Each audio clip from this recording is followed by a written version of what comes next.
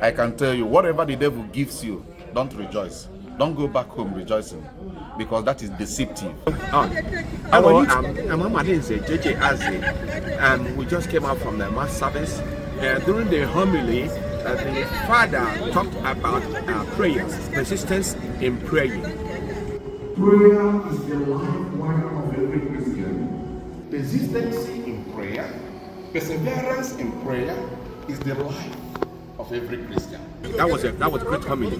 And after the service, I met with him and we had discussion. Listen to our discussion. Yeah, please, can you tell us your name, Father? My name is Fr Paul Onyebuchi. Father, in your homily, you spoke about perseverance in prayer and attitude to prayer. You see them jumping to different areas of worship because they feel that their prayers have not been answered. How long or how persistent can people be in prayer, as was in your homily today? Yes, drawing from the experience of Moses and the woman in the gospel today, we not only develop the attitude of prayer, what is the right attitude, which is persistence, perseverance in prayer. And therefore, talking about how long shall we continue to persevere in prayer, there is no fast rule to that.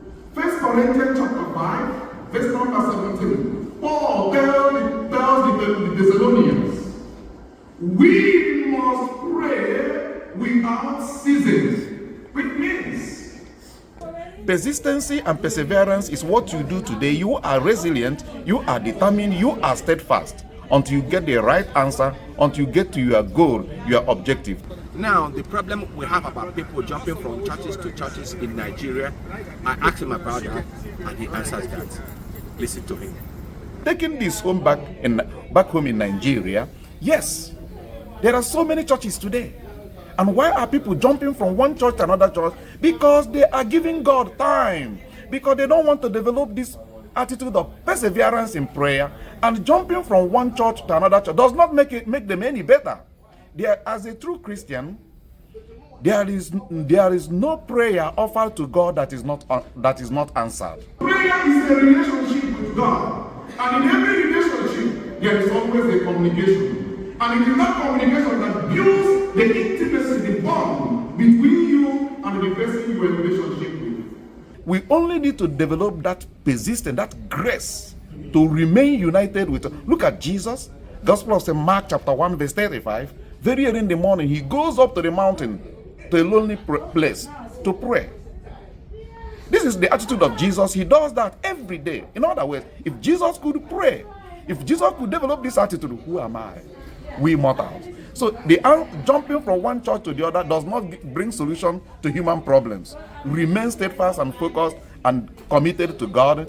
In due time, the answers to your prayers will come your way. Okay, thank you, Father. Thank you. Yeah, but hold on, there's still other issues about this persistence. You're a Reverend Father, you've been trained, you know about this. The average people do not know this. And again, some of our youths going into fetish and idol worshipping because they did not get, or they do not get immediate answer to their prayers. And exactly the other issue we're having with this persistence in prayer is that, like the abracadabra that goes up in some churches with all these gyrations, speaking in tongues, and the worst is that our youths are leaving Christianity and going into what they call traditional worship, which is fetish. That is the problem. How do we cut this one out? Because they feel that their prayers are answered. Why does it seem that their prayers are answered in fetish worship?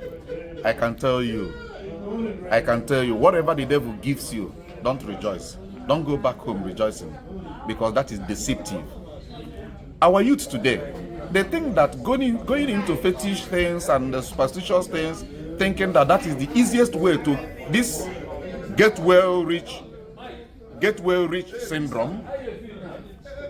They think that that is the fastest way to get rich. You know, there are a lot of problems in Nigeria, and it is not unconnected to the leadership we have. And that is why the youth think that the only option for them is to go into these fetish things they do, thinking that that is the only option. But I can tell you, all those abracadabra and all those fetish things, those things are sign of emptiness. They can never give you the authentic answer. They can never help you, discipline you to develop that good relationship with God. So those who are jumping from one church to another church, all the abracadabra and so on and so forth people do, they are just deceiving others. It's just like telling people, you tell the person what the person will want to hear, and once they tell them those things, they believe that that is the answer, and that is the surest way to getting their problem solved. Those things are deceptive. They are not correct, and they will never give us the right answer to our solutions. Okay. Our solutions to our problems. Okay, Father, but all those okite and they get rich quick, does it work? It does not work. It does not work. It's just an illusion. What is evil is evil. What is true is true, and what is not true is not true. There is no way darkness will fight against light and win the battle. Remember, Jesus says, I am the light. I have come into the world. I have come to lighten the world. Jesus has given us the answer to our problems. If we remain committed and united with him, he was even speaking to the Father. He developed this attitude of prayer. If Jesus could pray, who am I? Our people, we need to be patient with God. That was why I was preaching today. I was telling you guys, A Christian that developed the attitude of a persevering prayer with perseverance, you need 3 elements. number 1, faith. You need to believe. Number 2, obedience. The prayer of Jesus. Your will be done on earth as it is in heaven. Number 3, patience. When this woman in the gospel went to the unjust judge, not minding the negative report already people have about this man, this woman was patient with God. This woman was patient with this unjust judge until the unjust judge listened to her. We need to be patient with God. Okay, please, how do we, because this thing is getting out of hands in Nigeria, especially in some part of Nigeria where it's worse. People are going to all this living Christianity and going to fetish behavior. How do we get them back to Christianity? We will continue to seize every opportunity we have, channels of evangelization, to continue to tell the people the truth. Preach the truth to the people. Tell people what the gospel says. Let some of us, some who claim to be self-acclaimed pastors, let them stop deceiving people. Those things are deceptive, and they are leading people astray. And that is why we need to continue. It is a problem in Nigeria, syncretic practices. And our young ones are going into idolatry, and so on and so forth. So we need to continue to, despite the wave of this idolatry and the syncretic practices, we will not give up preaching this and giving people the right message, unadulterated message. Okay. God is God, and he can never be deceived.